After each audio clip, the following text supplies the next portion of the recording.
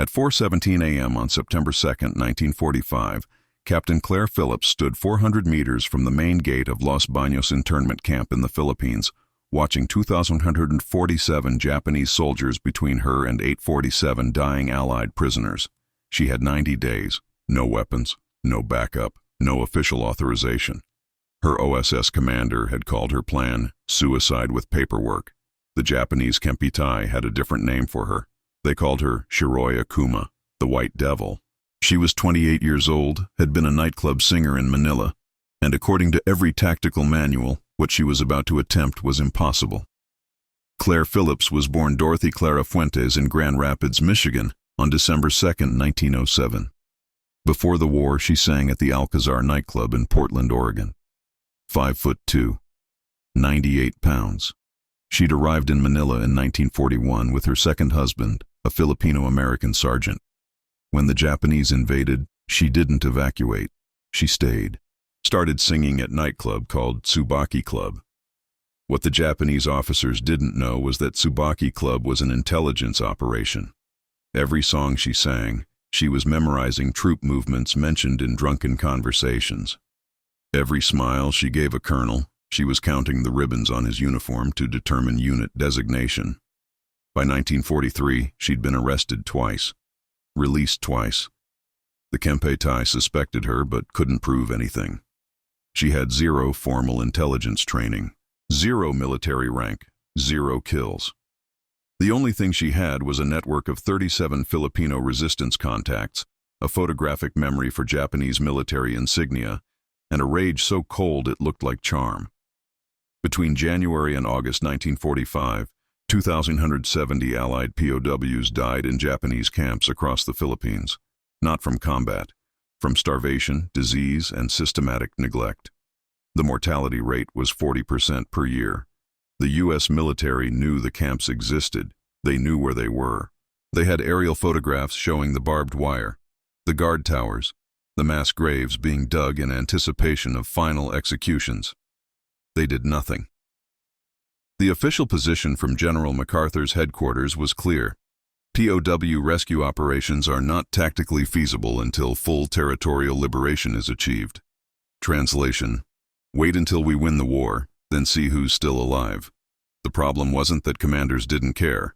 The problem was that every tactical analysis said the same thing. You cannot extract 847 prisoners from a fortified camp guarded by 2,147 soldiers without massive casualties on both sides. The math didn't work. Claire Phillips submitted a proposal on June 3, 1945, an intelligence-led extraction using psychological operations, forged documents, and coordinated resistance strikes. The response from her OSS contact was filed under unrealistic proposals by field agents. The notation in the margin said, "Agent Phillips demonstrates enthusiasm, but lacks understanding of military logistics." She was a woman, a nightclub singer. What did she know about logistics? Los Baños internment camp was established in May 1943, approximately 65 kilometers south of Manila. It held 2,147 civilian prisoners, missionaries, teachers, nurses, engineers, children.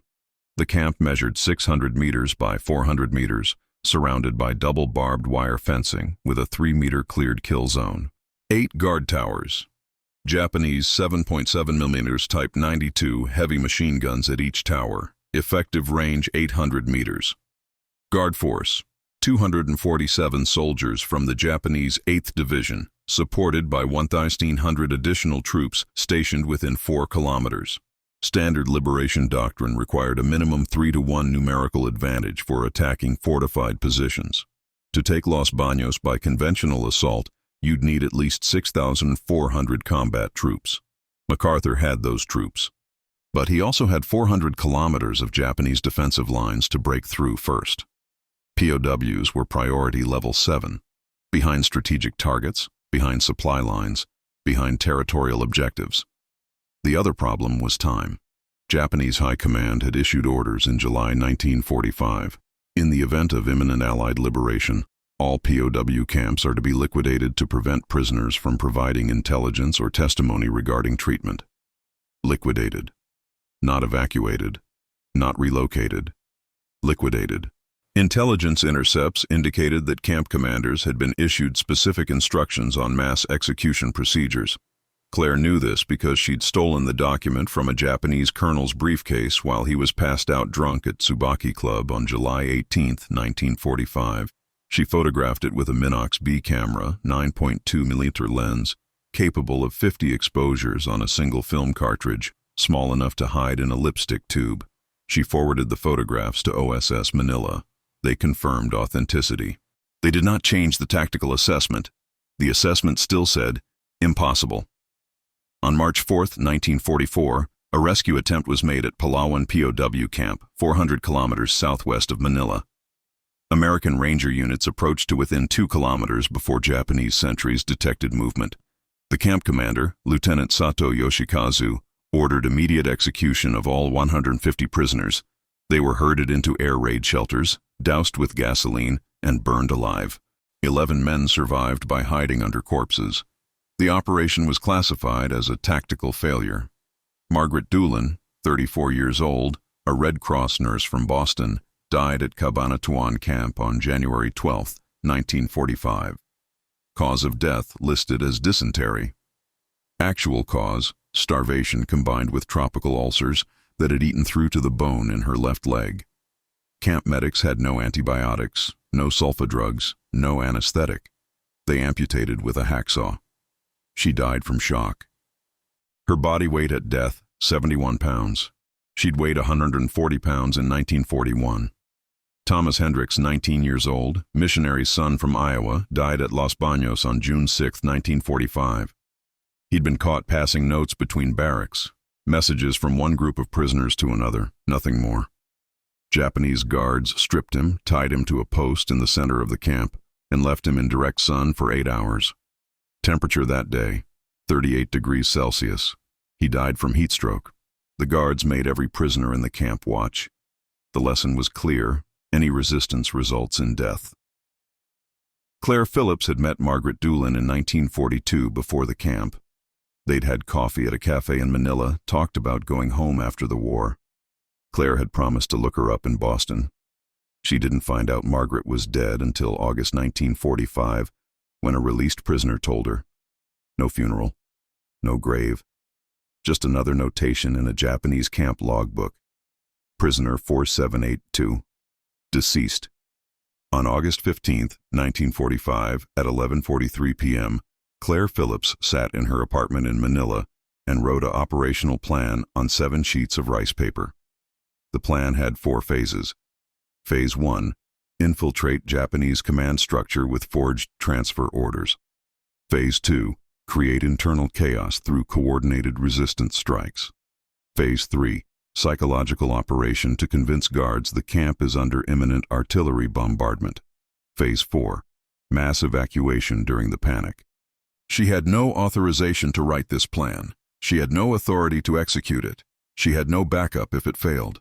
What she had was 37 Filipino resistance contacts, 12,000 pesos in gold coins, 3 forged Japanese military seals she'd carved herself, and a working knowledge of Japanese military bureaucracy that she'd learned by sleeping with officers she wanted to kill. The plan violated 7 different articles of the OSS Operational Handbook. Impersonating enemy officers, forging military documents, conducting unauthorized military operations, risking civilian assets without command approval. The penalty for any one of these, court-martial. The penalty for all of them, life imprisonment or execution. She hesitated for 4 minutes, sat there with the pen in her hand, rice paper in front of her, thinking about Margaret Doolin, about the 847 prisoners who had maybe 30 days before Japanese High Command issued final liquidation orders, about the fact that every official channel had said no, about the fact that she was a 28-year-old nightclub singer who'd never fired a weapon in combat, never led a military operation, never done anything except gather intelligence and survive. Her hands were shaking when she started writing the operational timeline. They stopped shaking by the time she finished. She signed the bottom of page 7 with her real name, Dorothy Clara Fuentes Phillips. Then she burned the signature page and kept the rest. At 6 a.m. on August 16th, she began Phase 1. The first test was simple. Could she get forged transfer orders past Japanese military checkpoints? The orders stated that Captain Takeshi Yamamoto of the 8th Division Intelligence Section was being transferred to Los Baños internment camp for special interrogation duties, effective August 18, 1945. Captain Yamamoto didn't exist. Claire had invented him, complete with service record, unit history, and falsified signature from Major General Yokoyama Shizuo, 8th Division Commander. The signature was good enough to fool junior officers. It wasn't good enough to fool anyone who'd actually met Yokoyama. Claire didn't plan to meet anyone who'd met Yokoyama. She gave the orders to Carlos Romulo, one of her resistance contacts, 42 years old, former journalist, spoke fluent Japanese, could pass for Filipino-Japanese in the right light. He put on a stolen Japanese officer's uniform, carried the forged orders, and walked through the main checkpoint at Los Baños at 2:15 p.m. on August 18th. The guard examined the papers for 37 seconds, checked the seal, checked the signature, looked at Carlos, looked back at the papers. Claire was watching from 200 meters away through a pair of Zeiss AIC-30 binoculars. She could see Carlos's breathing, could see the guard's hand moving toward his sidearm. The guard saluted, waved Carlos through. Phase 1, successful. Carlos spent 6 hours inside the camp, claiming to be conducting preparatory interrogation assessments. What he actually did was map guard rotations, identify weak points in the fence line, count weapons, note which guards were alert and which were drunk. He documented everything on rice paper hidden in his boot. He walked out at 8:47 p.m. with a casual salute to the same guard who'd let him in. The intelligence he brought back was devastating. Guard strength was down to 243 soldiers. 4 had been reassigned, but ammunition was up. The Japanese had received a shipment of 40,000 rounds on August 16th. They were preparing for something, either a final stand or a mass execution. Time remaining, maybe 20 days. The success should have been celebrated. It wasn't. When Claire reported back to her OSS contact on August 19th, his response was filed as, Agent Phillips confirms camp intelligence via unknown means. Reliability questionable. Recommend surveillance only, no action. They still thought she was lucky. Not skilled, not competent, just lucky. On August 23, 1945, Japanese Kempeitai intelligence intercepted a message from Filipino resistance about unusual activity near Los Baños. They didn't know what the activity was. They didn't know who was coordinating it. But they knew something was wrong. Security at the camp was increased. Guard rotations doubled. All Filipino workers were banned from entering within 1 kilometer of the perimeter. Claire's intelligence network was cut in half overnight. At the same time, OSS Manila issued a direct order on August 24th. Agent Phillips is to cease all autonomous operations pending review of recent activities. All field contacts are to be suspended until formal authorization is granted. Translation: stop whatever you're doing, sit down, and wait for the men to handle it. The order came from Colonel James Harding, OSS Manila Station Chief. The unofficial reason, according to a clerk who leaked it to Claire: we can't have a female agent running unsupervised ops. If this goes wrong, we look incompetent for letting a woman call the shots. Claire ignored the order. She had 15 days, maybe less. She didn't have time for formal authorization. She had Phase 2 to execute. Coordinated resistance strikes to create internal chaos. But now she had a new problem. The Japanese were looking for her. They didn't know her name yet. But they knew someone was operating, and they were hunting. On August 26th, a Japanese patrol raided a safe house in Manila where Claire had been staying 3 days earlier. They found nothing, but they questioned the landlord for 6 hours. He didn't talk. They broke 4 of his ribs and 2 fingers. He still didn't talk. They let him go with a warning. Tell Shiroya Kuma we're coming. The White Devil. That's what they called her. The Japanese soldiers had started using the name in July, after she'd sabotaged a fuel depot by convincing a drunk quartermaster to sign off on a transfer of 4,000 liters of gasoline to a non-existent unit. The fuel disappeared into resistance hands. The quartermaster committed seppuku when he realized what he'd done. The story spread. A ghost woman who moved through Japanese lines, speaking their language, using their own systems against them. White skin, devil's work. Now they were hunting the devil. September 1st, 1945, 3 a.m. Claire Phillips stood in a radio room in Manila with a microphone in her hand and a Japanese military codebook open in front of her. The codebook had been stolen from a signals officer's apartment by a resistance operative who'd posed as a cleaning woman. Claire had 12 hours to execute Phase 3, convince the Los Baños guards that an American artillery bombardment was imminent. The plan was insane. She was going to broadcast fake artillery coordinates on Japanese military frequencies, using proper authentication codes, simulating cross-chatter between Japanese forward observers reporting incoming American shells. The goal: create panic. Make the guards think Los Baños was about to be shelled. Make them abandon their posts or, at minimum, become disorganized enough that Phase 4, mass evacuation, could succeed. The problem? If she got a single code word wrong, if she used the wrong radio protocol, if her voice was identified as female, the entire Japanese communications network would know there was a breach. They'd change all codes, they'd lock down every camp, and they'd find her. She keyed the microphone at 3:17 a.m. and began transmitting in Japanese. Her accent was perfect. She'd learned from a linguistics professor at the University of Manila, who'd been imprisoned and later released. She simulated a forward observer calling in coordinates.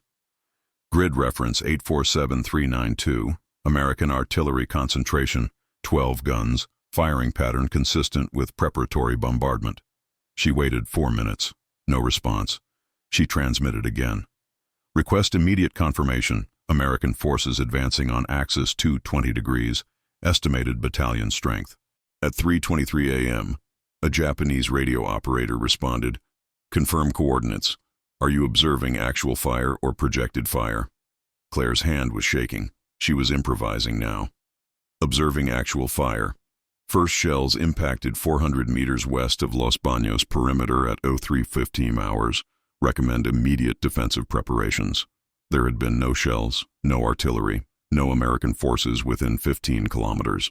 She was lying, and if the operator asked for visual confirmation from any other source, the lie would collapse. The operator said, "Confirmed," relaying to 8th Division Command. Phase 3. Successful, but she wasn't done. At 4 a.m., she had Carlos and 3 other resistance fighters set off explosives at 4 locations surrounding Los Baños, 800 to 1,200 meters from the camp perimeter. Small charges. Dynamite stolen from a mining operation. Just enough to create the sound of distant artillery. Just enough to confirm what the radio broadcast had said. Los Baños was under attack. At 4:47 a.m., guards at Los Baños began abandoning their posts. They didn't run. They repositioned to defensive locations, expecting an American assault. The camp was in chaos. Prisoners could hear explosions. Guards were shouting. Officers were screaming contradictory orders. At 5 a.m., Claire executed Phase 4. 37 Filipino resistance fighters, dressed in civilian clothes, approached the camp from the southeast side, the side furthest from the simulated artillery impacts. They cut through the barbed wire in 4 locations using stolen Japanese wire cutters. No guards were watching. All guards had repositioned to the northwest side, facing the threat. The resistance fighters entered the camp at 5:14 a.m. They had 6 minutes before guards would realize the artillery fire had stopped.